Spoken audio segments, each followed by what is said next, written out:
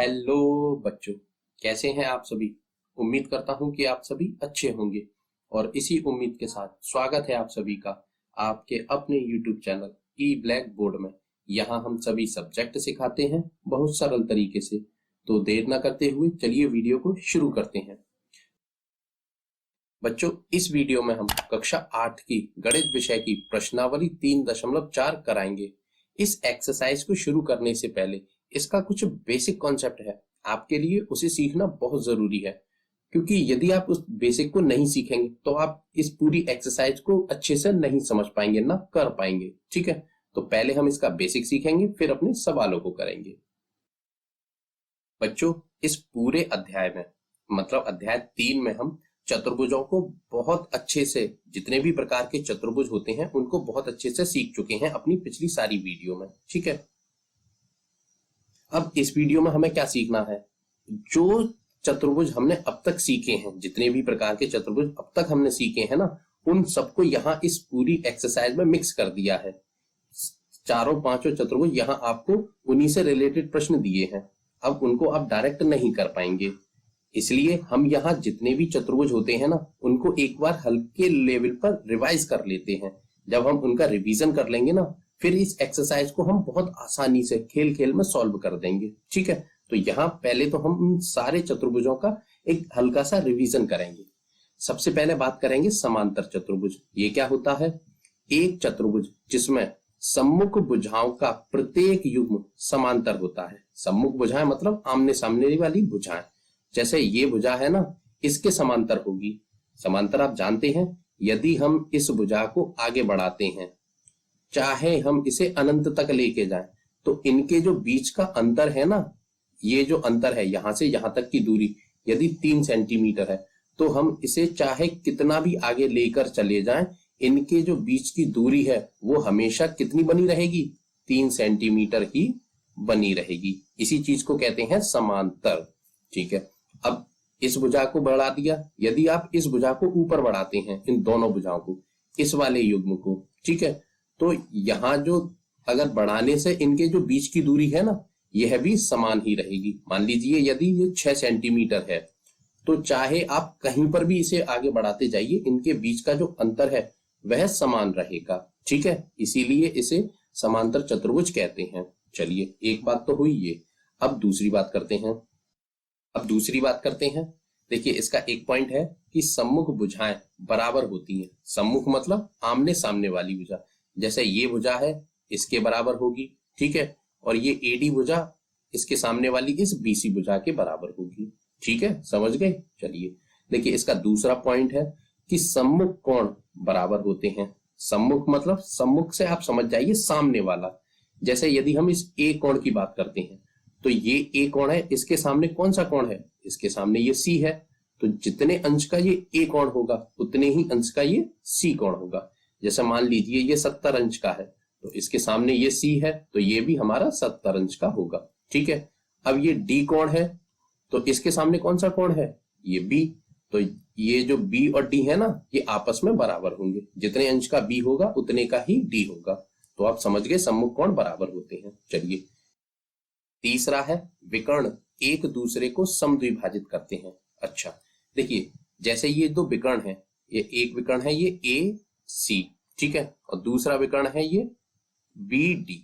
तो ये विकर्ण क्या करेंगे? ये एक दूसरे को समद्विभाजित करेंगे, मतलब बराबर बराबर हिस्सों में बांट देंगे। जैसे ये एसी विकर्ण है, ये क्या करेगा? इस बीडी विकर्ण को बिल्कुल बीच में काटेगा। यहाँ जो काट रहा है ना, बिल्कुल बीच में। जैसे यदि इसकी दूरी मान लीजिए आप 10 सेंटीमीटर है, पूरे बी से लेकर डी तक की, तो ये इसके 2 टुकड़े कर देगा बिल्कुल बराबर बराबर के, यानी कि 5-5 सेंटीमीटर के 2 टुकड़े कर देगा। ठीक है, अब यही काम हमारा बीडी करेगा एसी के लिए। अब यदि ये एसी हमारा 14 सेंटीमीटर का है, ठीक है, तो बीडी इसके 2 टुकड़े करेगा, तो ये 7-7 सेंटीमीटर के 2 टुकड़े कर देगा। ये वही करता है कि एक दूसरे को समद्विभाजित, यानी कि बराबर बराबर हिस्सों में बांट देते हैं। ठीक है, समचतुर्भुज आप बहुत अच्छे से सीख चुके हैं। चलिए, अगला टॉपिक है हमारा समचतुर्भुज। देखिए, ये क्या होता है, नाम से ही आपको पता चल रहा होगा। सम मतलब बराबर, चतुर्भुज एक ऐसा चतुर्भुज जिसकी सभी भुजाएं बराबर माप की होती हैं। देखिए यहां लिख भी रहा है, एक चतुर्भुज जिसकी सभी भुजाएं बराबर माप की होती हैं। बराबर, जैसे ये अगर आपका 5 सेंटीमीटर की है तो ये भी 5 की होगी, ये भी 5 की और ये भी, मतलब सम चतुर्भुज की चारों भुजाएं बराबर यानी कि 5-5 सेंटीमीटर की होंगी। चलिए अब इसके कुछ पॉइंट हैं।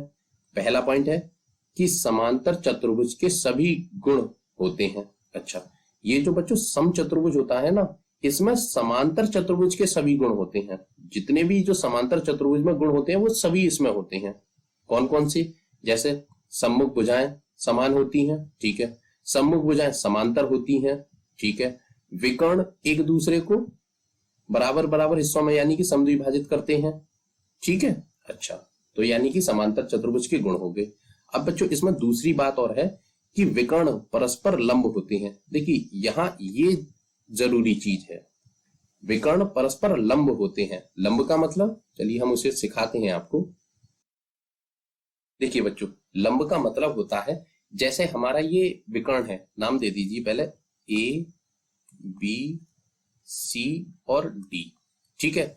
तो ये जो बी डी विकर्ण है, इस ए सी विकर्ण पर जहां गिरेगा, जैसे इस डी से इसने चलना शुरू किया तो यहां ये इससे टकरा रहा है, मतलब छुल रहा है, तो यहां ये लंब बनाएगा। लंब का मतलब होता है कि कोई भी यदि सामने वाले शीर्ष से कोई भी रेखा आती है तो वो अपने सामने वाली इस रेखा पर लंब बनाती है, मतलब 90 अंश का कोण बनाती है, ठीक है। तो जैसे डी इस एसी रेखा पर आई तो यहां ये 90 अंश का कोण बनाएगी। इसी प्रकार ये बी, और ये बी क्या करेगा बच्चों, जब ये बी यहां जाएगा ना तो इस एसी पर ये भी एक लंब बनाएगा, मतलब लंब का मतलब 90 अंश का कोण बनाएगा, ठीक है। लंब का मतलब आप रट लीजिए कि लंब जहां भी गिरता है ना वहां 90 अंश का कोण बनाता है, ठीक है। अब इसी प्रकार जैसे ये ए है तो ये ए कहां 90 अंश का कोण बनाएगा, यहां, ठीक है। और ये सी है, देखिए सी यहां बना रहा है, ये यहां, मतलब ये जो इसके विकर्ण है जहां भी गिरेंगे वहां 90 अंश का कोण बनाएंगे, यानी कि समकोण बनाएंगे, ठीक है। बस ये इसकी मेन पहचान होती है समचतुर्भुज की, ठीक है। आप समझ गए। चलिए अगले टॉपिक पर चलते हैं। अगला है बच्चों आयत। आयत को तो मुझे सिखाने की जरूरत नहीं है, आप इसे बहुत अच्छे से जानते होंगे। कैसे?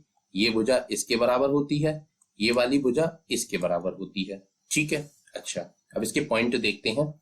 पहला पॉइंट है कि समांतर चतुर्भुज के सभी गुण होते हैं। बच्चों आयत भी एक ऐसा चतुर्भुज है जिसमें समांतर चतुर्भुज के सभी गुण होते हैं, ठीक है, रट लीजिए इसे।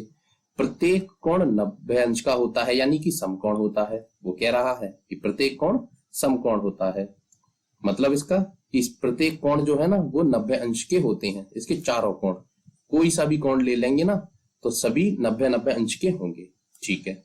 तीसरा पॉइंट, विकर्ण बराबर माप के होते हैं। अच्छा, ये जो इसके बच्चों विकर्ण होंगे ना, ये विकर्ण देखिए थोड़ा टेढ़ा बन गया, कोई बात नहीं, हाथ से बनाने में थोड़ा टेढ़ा हो जाता है।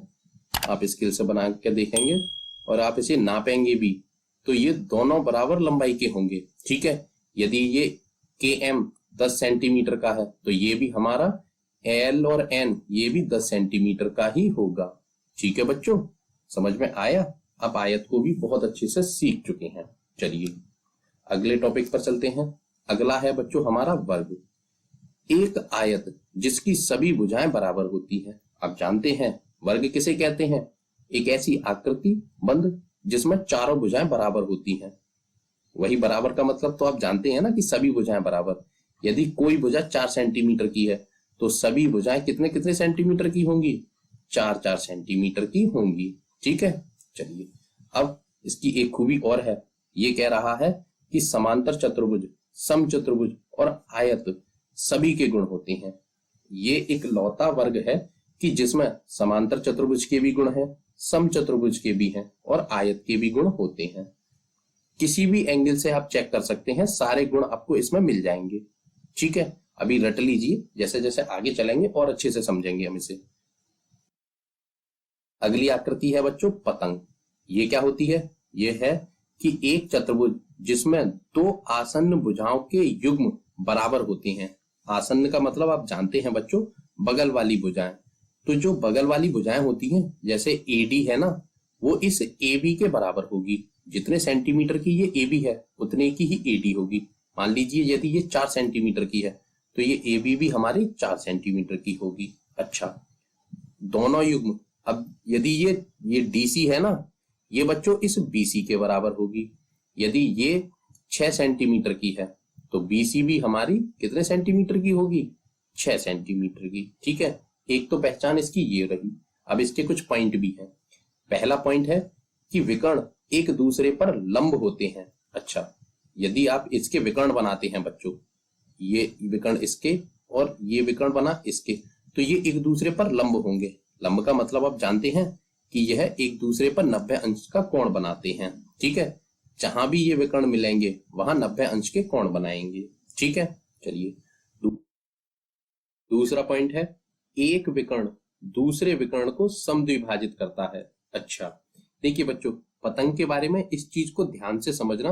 वो कह रहा है कि पतंग का एक विकर्ण दूसरे विकर्ण को समद्विभाजित करता है। यहाँ दोनों विकर्ण एक दूसरे को समद्विभाजित नहीं करते हैं। ठीक है ना, सिर्फ एक विकर्ण दूसरे को करता है। कौन सा?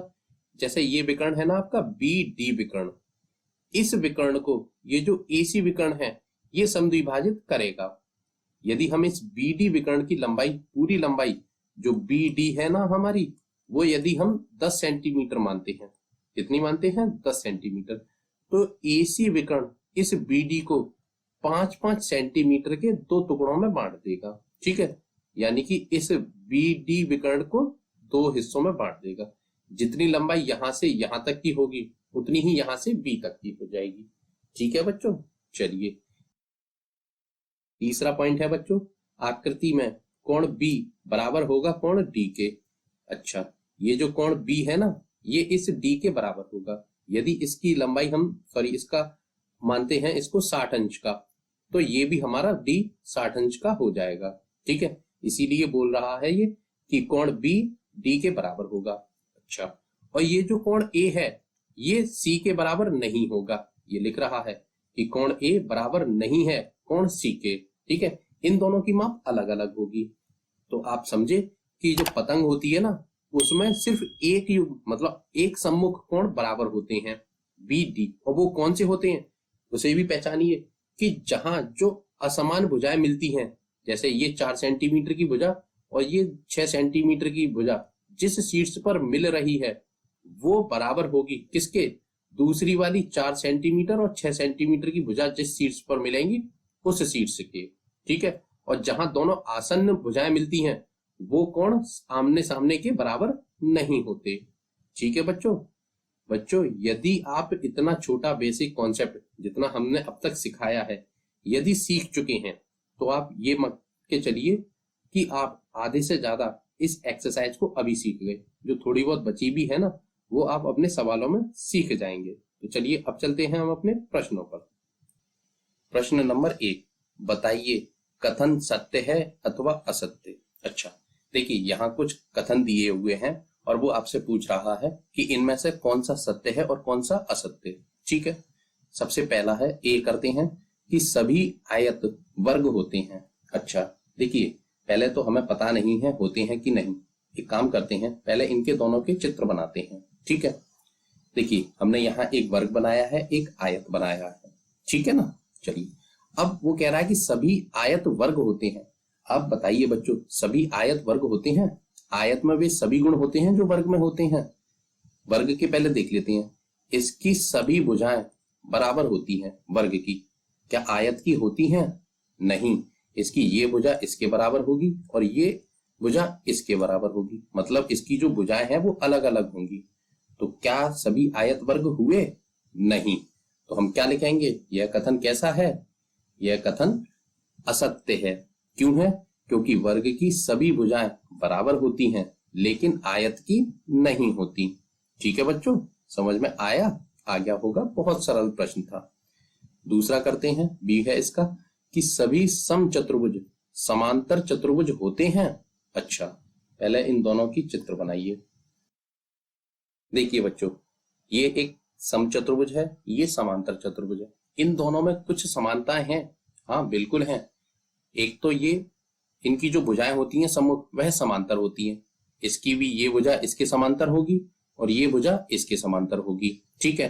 और इसी प्रकार समांतर चतुर्भुज की भी ये दोनों भुजाएं समांतर होती हैं और ये इसके समांतर होती हैं। अच्छा, एक गुण मिला इसका। दूसरा, इसके सम्मुख कोण बराबर होते हैं समचतुर्भुज के, तो वो समांतर चतुर्भुज के भी होते हैं, ठीक है। ये कोण इसके बराबर होगा, किसके, इसके, तो ये वाला कोण समांतर चतुर्भुज में भी बराबर होते हैं, यानी कि दो समानताएं मिल गई। अच्छा, तीसरी, इसके जो विकर्ण होते हैं वो क्या करते हैं, एक दूसरे को समद्विभाजित करते हैं समचतुर्भुज के। तो ऐसा तो समांतर चतुर्भुज में भी बच्चों करते हैं, समांतर चतुर्भुज के विकर्ण भी एक दूसरे को समद्विभाजित करते हैं, यानी कि समानताएं मिल रही हैं। तो हम कहेंगे कि यह कथन सत्य है। और क्यों सत्य है हम लिख भी देंगे कि कथन तो सत्य है क्योंकि समचतुर्भुज के सम्मुख कोण बराबर होते हैं और विकर्ण एक दूसरे को समद्विभाजित करते हैं। ठीक है बच्चों, समझ में आया? आ गया होगा मुझे पता है। सी करते हैं कि सभी वर्ग समचतुर्भुज और आयत भी होते हैं। अच्छा, देखिए पहले इसका एक चित्र बनाइए। देखिए ये वर्ग है, समचतुर्भुज है और ये आयत है। अब एक बात बताइए, वो बोल रहा है कि सभी वर्ग समचतुर्भुज और आयत होते हैं। हमें तो नहीं लगता, क्योंकि सम जो हमारा वर्ग होता है इसकी चारों भुजाएं बराबर होती हैं। भुजाएं तो समचतुर्भुज की भी बराबर होती हैं, लेकिन आयत की नहीं होती। आयत की दो भुजाएं बराबर होती हैं और ये वाली भुजा इसके बराबर होती हैं, यानी कि चारों भुजाएं समान नहीं होती। जब भुजाएं समान नहीं है तो प्रत्येक वर्ग आयत नहीं हो सकता। ठीक है बच्चों, समझ में आया? तो हम क्या लिखेंगे इसका?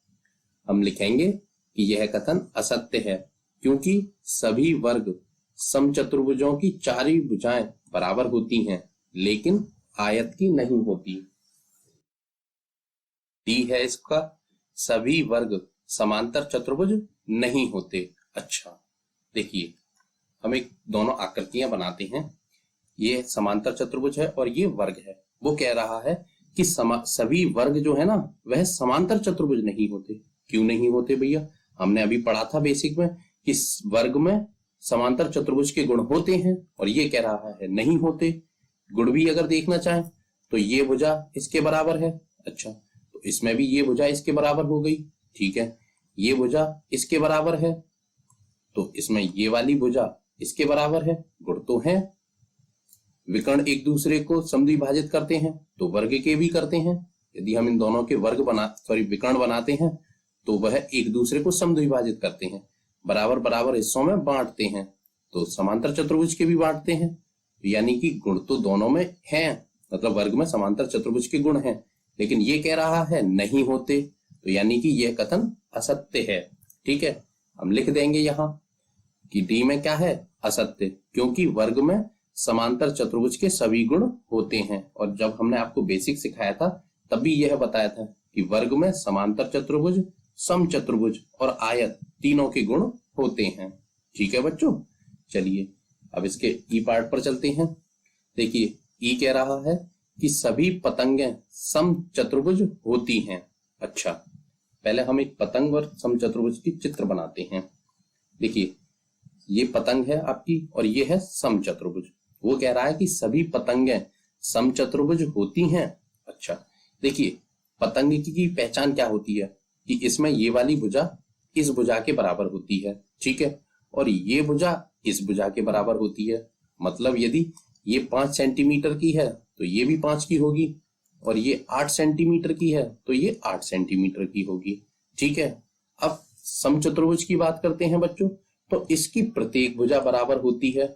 यदि इसकी एक भुजा 5 सेंटीमीटर की है तो इसकी चारों भुजाएं हमारी 5-5 सेंटीमीटर की होंगी, जबकि पतंग में भुजाएं अलग अलग तरीके की होती हैं, अलग अलग लंबाइयों की होती हैं। तो यह कथन सत्य है या असत्य? यह कथन असत्य है। ठीक है, तो हम लिख देंगे कि असत्य है, और क्यों है कारण भी लिख देंगे, क्योंकि पतंग की सभी भुजाएं बराबर नहीं होती। ठीक है बच्चों, चलिए इसका अगला है बच्चों एफ। वो कह रहा है कि सभी समचतुर्भुज पतंग होते हैं। अच्छा, मतलब इसने इस ई का उल्टा प्रश्न पूछ लिया है। यहां था कि पतंगें समचतुर्भुज होती हैं, लेकिन अब पूछ रहा है कि समचतुर्भुज पतंग होते हैं। देखिए बच्चों, इस सवाल को करने से पहले मैं आपको एक थोड़ी सी छोटी चीज बता दूं। देखिए, ये जब ये ऐसा पूछते हैं ना, तो इसमें जो चीज आगे रखी जाती है उस आकृति में पीछे वाली आकृति के सभी गुण होने चाहिए। ये यहाँ इनके प्रश्न पूछने का यह अर्थ होता है। अभी हमसे प्रश्न क्या पूछा था कि सभी पतंगें समचतुर्भुज होती हैं। देखिए, यदि पतंग को समचतुर्भुज बनना है तो समचतुर्भुज की चारों भुजाएं एक जैसी होती हैं, तो पतंग में नहीं होती, तो पतंग समचतुर्भुज नहीं बन सकती। ठीक है। अब इसने जो एफ पूछा है वो क्या है कि सभी समचतुर्भुज पतंग हैं। अब मतलब समचतुर्भुज में पतंग वाले गुण हैं कि नहीं, चलिए हम वो देखते हैं। पतंग की पहचान क्या होती है कि इसमें आसन्न भुजाएं बराबर होती हैं। अच्छा, मतलब ये वाली भुजा इस भुजा के बराबर होती है, मतलब आसन्न भुजाएं बराबर हैं। यदि ये 5 सेंटीमीटर की है तो ये भी 5 सेंटीमीटर की होगी। चलिए, अब इसी चीज को हम समचतुर्भुज में देखते हैं। समचतुर्भुज में भी देखिए, ये आसन्न भुजाएं बराबर हैं। ठीक है। यदि ये 5 की है तो ये भी 5 की होगी। ठीक है, मतलब एक आसन्न भुजाएं बराबर हो गई दोनों में। चलिए, मतलब आधे गुण मिल गई। दूसरा, ये कह रहा है कि ये वाली आसन्न भुजा भी बराबर होती है। यदि ये 8 सेंटीमीटर की है तो ये भी 8 सेंटीमीटर की होगी। अब लंबाई से मतलब नहीं है कितने सेंटीमीटर की है, मेन चीज है कि आसन्न भुजाएं बराबर हैं। अब यदि आप समचतुर्भुज की देखेंगे तो इसकी ये वाली भुजा भी बराबर है, मतलब ये इसकी आसन्न भुजा है, तो ये भी बराबर होंगी। ये 5 सेंटीमीटर की है तो ये भी 5 सेंटीमीटर। मतलब समझ में आया, इसकी दोनों आसन्न भुजाएं बराबर हैं। ये वाली भुजा इस भुजा के बराबर है और ये वाली भुजा इस भुजा के बराबर है। ठीक है बच्चों, तो यहां पर भी आसन्न भुजाएं बराबर हैं। हम ये कह सकते हैं कि समचतुर्भुज में पतंग के सारे गुण हैं, जितने गुण पतंग में होने चाहिए वो सब समचतुर्भुज में हैं। तो यह कथन कैसा होगा हमारा? सत्य। ठीक है, इसलिए हम इसे लिख भी देंगे। हम लिखेंगे सत्य है। क्यों? क्योंकि समचतुर्भुज की आसन्न भुजाएं बराबर होती हैं। ठीक है बच्चों, समझ में आया? हाँ, आ गया होगा। देखिए, इस प्रश्नों में थोड़ी सी यदि कंफ्यूजन हो तो बस इतना समझ लीजिए कि पहले वाली यदि कोई भी आकृति बाद वाली आकृति बनना चाहती है तो पहले वाली आकृति में बाद वाली आकृति के सारे गुण होने चाहिए। ठीक है। पतंग में समचतुर्भुज के गुण नहीं है। क्यों नहीं है? क्योंकि इसकी सभी भुजाएं बराबर होती हैं, तो पतंग में नहीं होती, इसलिए यह कथन तो असत्य हो जाएगा। ठीक है ना, ये हमने लिखा भी है। और यदि इसका उल्टा पूछा जाए कि समचतुर्भुज पतंग होती हैं तो बिल्कुल होगा। क्यों? क्योंकि इसकी आसन्न भुजाएं बराबर होती हैं। ठीक है बच्चों, थोड़ा सा कंफ्यूजन वाला क्वेश्चन है, इन दोनों को थोड़ा सा ढंग से समझना, अब सीख जाएंगे। सीखते हैं तो ठीक है, वरना रट लेना, कुछ चीजें हम रट के भी काम चला लेते हैं। ठीक है ना। चलिए, इसी का जी पार्ट करते हैं। सभी समांतर चतुर्भुज समलंब होते हैं। अच्छा, पहले समांतर चतुर्भुज बनाते हैं बच्चों और एक समलंब चतुर्भुज। देखिए, ये हमारा समांतर चतुर्भुज है और ये है हमारा समलंब चतुर्भुज। वो कह रहा है कि सभी समांतर चतुर्भुज समलंब होते हैं। समांतर चतुर्भुज की पहचान क्या होती है कि इसके दोनों युग्म, मतलब जो इसकी रेखाएं होती हैं ना, उनके दोनों युग्म समांतर होते हैं। ये इसके समांतर है, ठीक है, और ये वाली भुजा इस भुजा के समांतर है। चलिए, अब यही चीज हम समलंब चतुर्भुज में देखते हैं। देखिए, ये भुजा इसके समांतर हो जाएगी, ठीक है, लेकिन ये वाली भुजा है ना, इसके समांतर नहीं होगी। क्यों? क्योंकि यदि हम इसको थोड़ा सा आगे बढ़ाएंगे तो ये थोड़ी सी आगे जाकर एक दूसरे से मिल जाएगी। ठीक है, तो यानी कि समांतर नहीं हुई। तो जब समांतर नहीं है तो इसका आंसर हम क्या लिखेंगे कि सभी समांतर चतुर्भुज समलंब होते हैं? नहीं, यह कथन असत्य है। तो इसका आंसर लिखेंगे असत्य है। क्यों? क्योंकि समांतर चतुर्भुज की सम्मुख भुजाएं समांतर होती हैं परंतु समलंब की नहीं होती। ठीक है बच्चों, इसीलिए सभी समांतर चतुर्भुज समलंब नहीं होते। ठीक है। चलिए, अगला है, वो कह रहा है कि सभी वर्ग समलंब होते हैं। अच्छा, चलिए पहले एक वर्ग और समलंब की आकृति बनाते हैं। ठीक है, देखिए, वर्ग की सभी तो भुजाएं बराबर होती हैं। अच्छा, समलंब की होती हैं?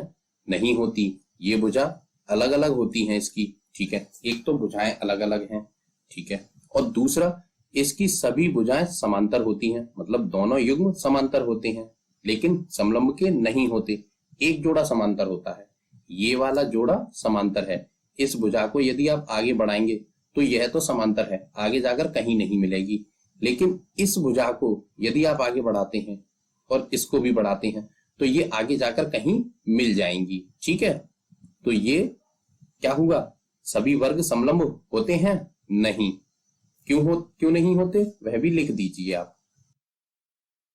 हम लिखेंगे असत्य। क्यों? क्योंकि वर्ग की सम्मुख भुजाएं समांतर होती हैं, ठीक है, और आयत की समलंब की नहीं होती। और दूसरा अगर पॉइंट लिखना चाहें तो वर्ग की चारों भुजाएं बराबर होती हैं और समलंब की बराबर नहीं होती। आप कोई सा भी एक या दो पॉइंट लिख सकते हैं। ठीक है बच्चों। अच्छा बच्चों, एक बात बताइए, सवाल तो आपको समझ में आ रहे हैं और वीडियो पसंद आ रही है? यदि वीडियो पसंद आ रही है तो प्लीज इस वीडियो को लाइक कर दीजिए और चैनल को सब्सक्राइब करना बिल्कुल मत भूलिए। पता है मैं ऐसा क्यों बोल रहा हूँ? यदि आप चैनल को सब्सक्राइब कर लेंगे तो मैं जब भी कोई नई वीडियो बनाऊंगा, रोज ही बनाता रहता हूँ, तो उसका नोटिफिकेशन सबसे पहले आपके पास पहुंचेगा और आप उस वीडियो को सबसे पहले देखकर अपना मैथ अच्छा कर पाएंगे। और ना सिर्फ मैथ, एक बात और आपकी जानकारी के लिए बता दूं बच्चों, अभी तो आप क्लास 8th में हैं, जैसे जैसे आपकी क्लासेस बढ़ती जाएंगी वैसे वैसे इसी चैनल यानी कि ई ब्लैक बोर्ड चैनल पर आपको कक्षा 12 तक के सभी सब्जेक्टों की ट्यूशन मिलने वाली है, वो भी फ्री ऑफ कॉस्ट, बिना पैसे दिए। अब इतनी मेहनत हम आपके लिए कर रहे हैं तो छोटी सी मेहनत आप भी हमारे लिए कर लीजिए, ज्यादा बड़ा काम नहीं है। आपके वीडियो के नीचे जो लाल कलर का सब्सक्राइब का बटन है उसे दबा दीजिए और उसके बगल में जो घंटी का निशान है उसे दबाकर ऑल पर क्लिक कर दीजिए। जैसे ही आप इतना छोटा सा काम करेंगे आप हमारी फैमिली यानी कि ई ब्लैक बोर्ड चैनल की फैमिली से जुड़ जाएंगे, फिर आपके सारे सब्जेक्ट अच्छे होते चले जाएंगे। ठीक है बच्चों, तो कर दीजिए।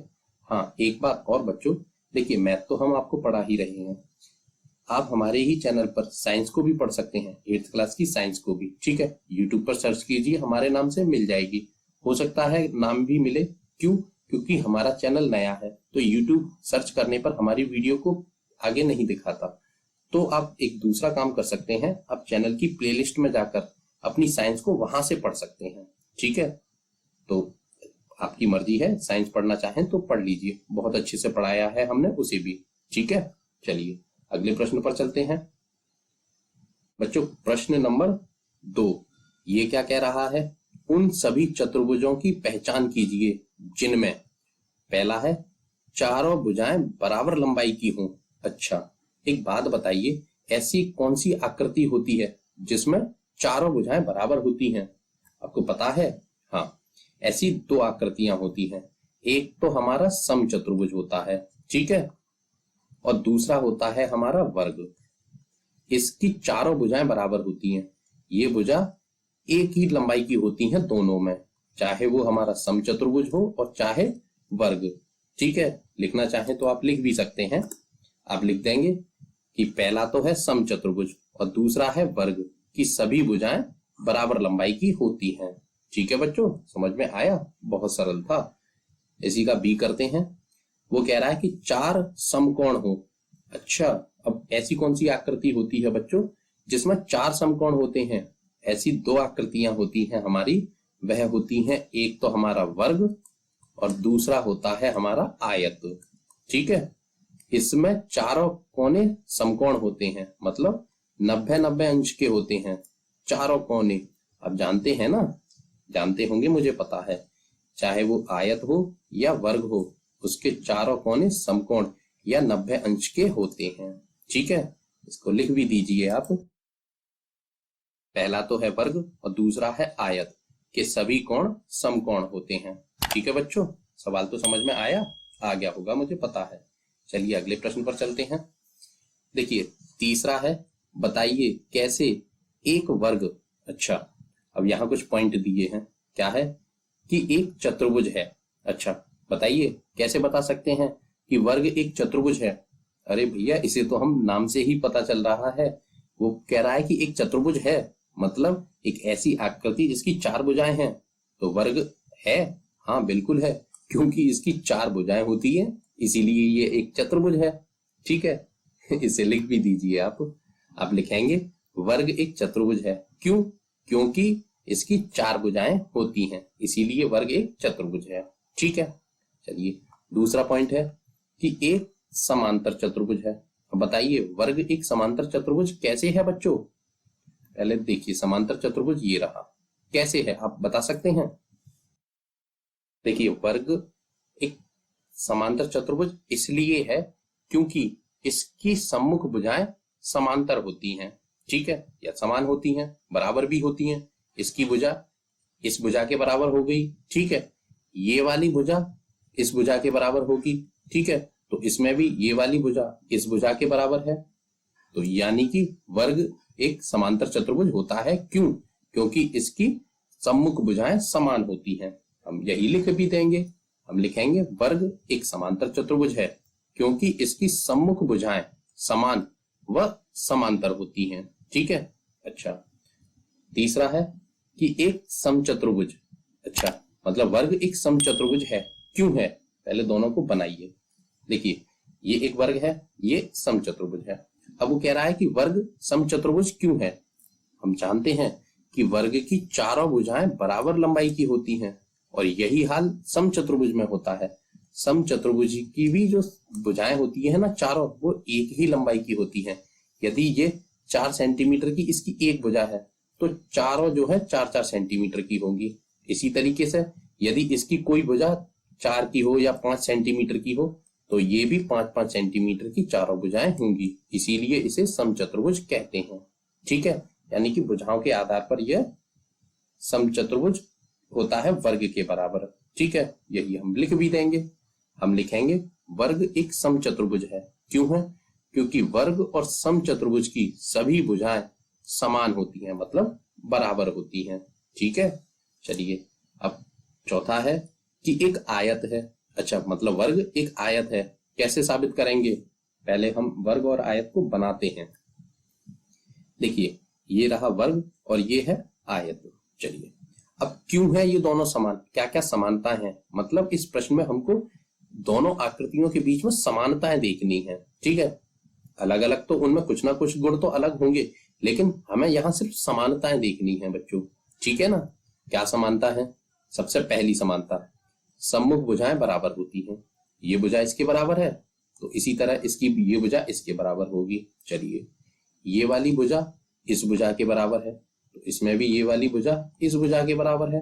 चलिए अब दूसरा एक गुण और होता है इनमें कि इसके चारों कोने, मतलब कोण जो है ना वो 90 अंश के होते हैं वर्ग के। तो आयत के भी तो यही होते हैं, आयत के भी चारों कोने यानी कि कोण 90 अंश के होते हैं। तो यही इसमें एक समानता है, तो इसी को हम लिख भी देंगे। हम लिखेंगे वर्ग एक आयत है। क्यों है? क्योंकि इसकी सम्मुख भुजाएं समान होती हैं। ठीक है, और सभी कोण समकोण होते हैं। ठीक है बच्चों, यहाँ हमने इस पूरे प्रश्न में सिर्फ दोनों आकृतियों की जो जिससे भी तुलना करने के लिए कहा जा रहा है उनकी समानताएं देखी हैं और उसी समानता के आधार पर हमने बताया है कि एक वर्ग चतुर्भुज भी है, समांतर चतुर्भुज भी है, समचतुर्भुज भी है और एक आयत भी है। ठीक है, प्रश्न समझ में आया? आ गया होगा मुझे पता है। चलिए अगले प्रश्न पर चलते हैं। देखिए चौथा है एक चतुर्भुज का नाम बताइए जिसके विकर्ण। अच्छा मतलब हमें एक चतुर्भुज का नाम बताना है जिसके विकर्ण, उसके कुछ पॉइंट दिए हैं। क्या है? पहला पॉइंट है कि एक दूसरे को समद्विभाजित करते हैं, मतलब एक दूसरे को बीच में से काटते हैं। आपको याद होगा हमने जब आपको बेसिक सिखाया था तो हमने जितनी भी आकृतियां आपको बताई थी सारी की सारी सिर्फ पतंग को छोड़कर सभी आकृतियों के जो विकर्ण होते हैं ना वह एक दूसरे को समद्विभाजित करते हैं, मतलब बराबर बराबर हिस्सों में काटते हैं। चाहे वह वर्ग हो, चाहे वह समचतुर्भुज हो, चाहे आयत हो या समांतर चतुर्भुज हो, ये चारों आकृतियां बच्चों ऐसी होती हैं कि जो इनके विकर्ण होते हैं वो एक दूसरे को समद्विभाजित करते हैं। ठीक है, इसी को आप चाहें तो लिख दीजिए। एक तो वर्ग हो जाएगा, आयत हो जाएगा, समचतुर्भुज हो जाएगा और समांतर चतुर्भुज के विकर्ण एक दूसरे को समद्विभाजित करते हैं। ठीक है, ये आपको सिखाने के लिए कर दिया है, आपको कॉपी पर बनाने नहीं है चित्र, बस आपको ये पॉइंट पॉइंट डालकर अपने ये चारों आंसर लिख देने हैं। ठीक है, आप लिखेंगे वर्ग, आयत, समचतुर्भुज और समांतर चतुर्भुज। ठीक है, ये इतना तो हमने आपको समझाने के लिए लिख दिया है। ठीक है बच्चों, समझ में तो आया? चलिए आ गया होगा।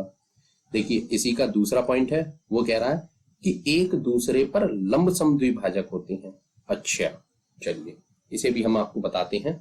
देखिए ऐसी सिर्फ दो आकृतियां होती हैं और उनकी पहचान भी समझ लीजिए। आप नाम मत रटिए, हम आपको एक पॉइंट बता देते हैं, बस उस पॉइंट को पकड़ लीजिए, आपका यह आंसर आपको बहुत अच्छे से याद हो जाएगा और जीवन भर याद बना रहेगा। यदि आपसे पूछा जाए कि ऐसा चतुर्भुज का नाम बताइए कि जिनके जो विकर्ण है ना वो एक दूसरे पर लंब समद्विभाजक हों, तो आप अपने मन से सिर्फ एक प्रश्न कीजिए कि ऐसे चतुर्भुज जिसकी सभी भुजाएं बराबर होती हैं। याद रखना, ऐसे चतुर्भुज जिसकी सभी भुजाएं मतलब चारों भुजाएं समान लंबाइयां की होती हैं, वही ऐसी आकृति है जिनके विकर्ण लंब समद्विभाजक होते हैं। ठीक है, अब किस किस आकृति की आकृतियां मतलब जो है लंबाइयां बराबर होती हैं, चारों भुजाएं बराबर होती हैं, वह होता है एक तो हमारा वर्ग जिसकी चारों भुजाएं बराबर होती हैं, और दूसरा होता है हमारा समचतुर्भुज। ठीक है, कौन सा? समचतुर्भुज।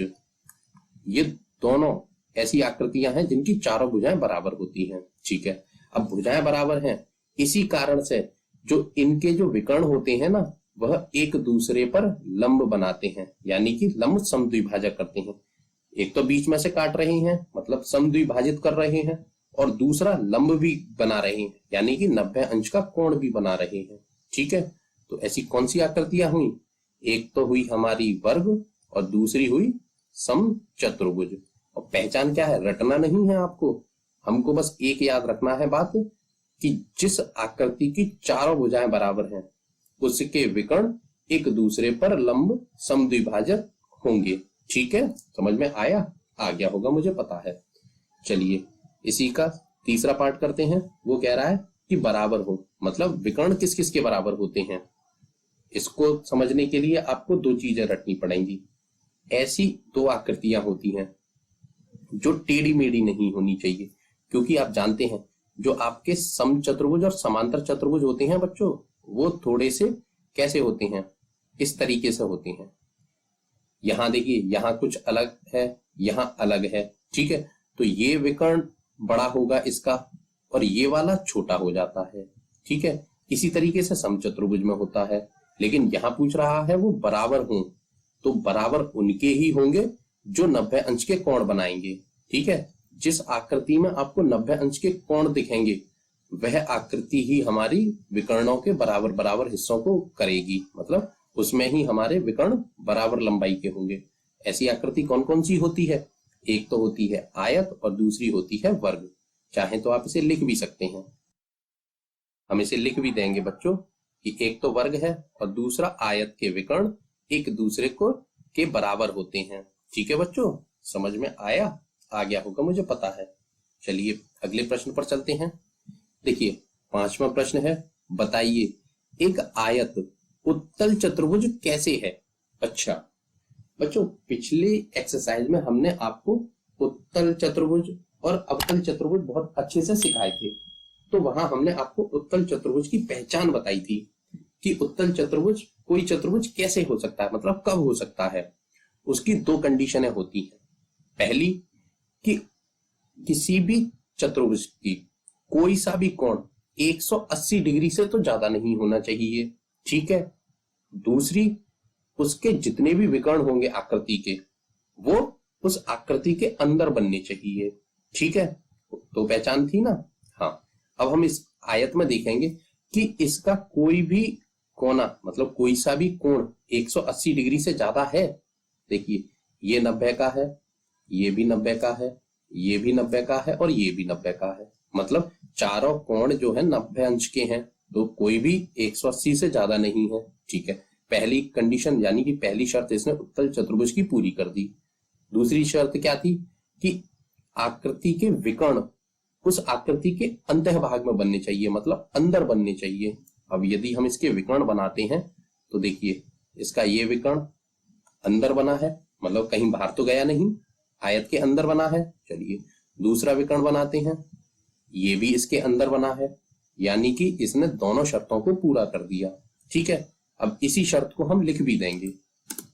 हम लिखेंगे क्योंकि इसके दोनों विकर्ण अंतः भाग यानी कि अंदर स्थित होते हैं। ठीक है, दोनों अंदर हैं और कोई भी कोण 180 अंश से ज्यादा नहीं होता, इसीलिए एक आयत उत्तल चतुर्भुज होता है। ठीक है बच्चों, सवाल समझ में आ गया होगा, मुझे पता है। ज्यादा कुछ है नहीं इन सवालों में, कोई कैलकुलेशन नहीं करनी, बस थोड़ी सी चीजों को समझना है और याद करना है, और जो समझ में नहीं आए उसी रट भी लेना है। ठीक है, आपको तीनों काम करने हैं, तभी ये आपको प्रश्नावली अच्छे से समझ आएगी। ठीक है, और तभी आप अपने एग्जाम में इससे रिलेटेड क्वेश्चन बहुत अच्छे से कर पाएंगे। चलिए अगले प्रश्न पर चलते हैं। प्रश्न नंबर 6, एबीसी एक समकोण त्रिभुज है। अच्छा ठीक है, ओ समकोण की सम्मुख भुजा का मध्य बिंदु है। देखिए ये जो एबीसी है ना, ये ए बी और सी, ठीक है, वो कह रहा है कि ये क्या है, एक समकोण त्रिभुज है। ठीक है, ये समकोण त्रिभुज हो गया। और वो कह रहा है कि ओ समकोण की सम्मुख भुजा का मध्य बिंदु है, यानी कि समकोण की सम्मुख भुजा इसका मध्य बिंदु है ये ओ। ठीक है, बताइए कैसे ओ बिंदु ए बी और सी से समान दूरी पर स्थित है। अच्छा बच्चों, ये जो ओ बिंदु है ना, वो कह रहा है कि ओ ए से बी से और सी से समान दूरी पर स्थित है। कैसे बता सकते हैं, चलिए थोड़ा सा और हिंट दिया है इसने कि बिंदुओं से चिन्हित अतिरिक्त भुजाओं आपकी सहायता के लिए खींची गई हैं। अच्छा, बिंदुओं कौन से हैं, ये वाली। अच्छा देखिए, ये बिंदुओं को यदि हम मिलाते हैं, इनको मिला दीजिए थोड़ा सा, तब थोड़ा सा आपको एक आइडिया लगेगा। देखिए उन्होंने यहाँ दो समकोण त्रिभुज बना दिए हैं। अब जो दो समकोण त्रिभुज बच्चों इकट्ठे किए हैं, मतलब मिलाए हैं, तो उससे एक आयत का निर्माण हो रहा है। ठीक है, आपको ये आयत दिख रहा होगा। अब वो कह रहा है कि ये जो बिंदु ओ है ना, वो एक दूसरे से, मतलब ए से बी से सी से और डी से बराबर बराबर दूरी पर है। आप कैसे साबित करेंगे। अच्छा देखिए, हमने आपको बेसिक सिखाते समय बताया था कि जो जो आयत होता है ना, उसके विकर्ण, देखिए ये विकर्ण भी बनाए हैं इन्होंने, ये जो विकर्ण है तभी तो ये मध्य बिंदु हो गया इसका। देखिए ये जो दो विकर्ण है वो एक दूसरे को समद्विभाजित करते हैं। बताया था कि आयत के विकर्ण एक दूसरे को समद्विभाजित करते हैं। ठीक है, तो जहां ये विकर्ण मिल रहे हैं तो वो बराबर बराबर हिस्सों में बांट रहे होंगे दूसरे वाले विकर्ण को। ये जो बीडी है ना, इस एसी को बराबर बराबर हिस्सों में बांट रहा होगा। यदि इसकी लंबाई कुछ है, कोई भी है, यदि 5 सेंटीमीटर है तो ये भी 5 सेंटीमीटर हो जाएगी। तभी ये 10 का था, इसने बीच में से दो हिस्से कर दिए 5-5 सेंटीमीटर के। ठीक है, अब ये एसी है ना बच्चों, इस बीडी के दो हिस्से कर देगा। और आप जानते हैं कि आयत के जो विकर्ण होते हैं वो बराबर लंबाई के होते हैं।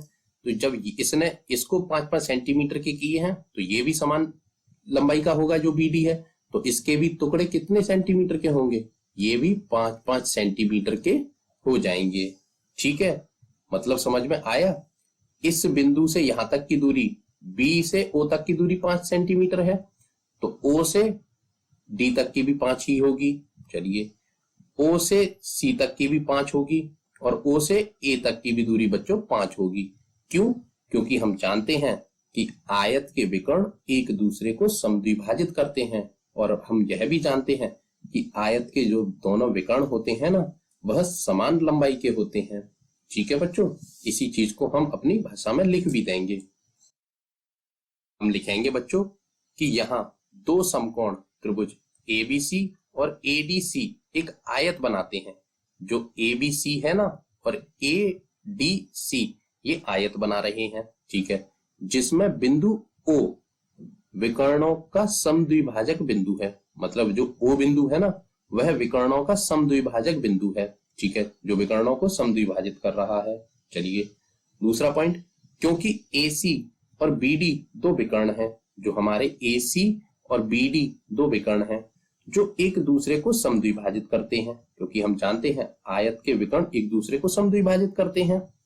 इसीलिए बिंदु O A B C व D से समान दूरी पर होगा। ठीक है बच्चों, समझ में आया? चाहे तो आप इसमें एक लाइन और भी लिख सकते हैं बच्चों।